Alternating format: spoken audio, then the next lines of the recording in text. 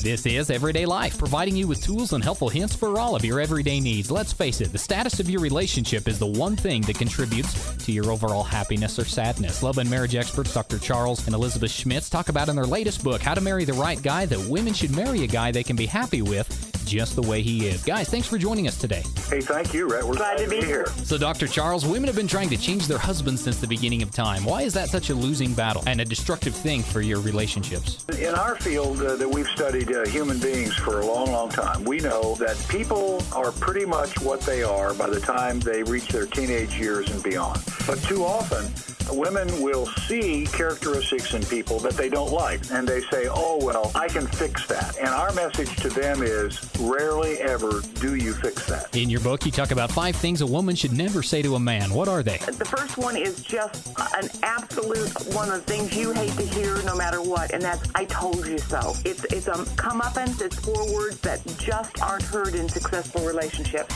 Our second one is, it's your fault. Decisions can go wrong, but in the best relationships and the best marriages, they work it out. When you resort to this notion of, well, it's your fault, that lowers the conversation way down to a level that's hard to recover from. And number 3 is, why do you always? It has a tone in it right away that sets the person back on their heels, and it focuses on weaknesses instead of building on strengths. Number 4 of 5 is, in a public setting, you say things like, well, I'm upset with you about this or that. And the last one is, seriously, there's no response to it. It just immediately stops the conversation and puts your partner down. Wow, great advice. If you'd like to learn more, visit SimpleThingsMatter.com.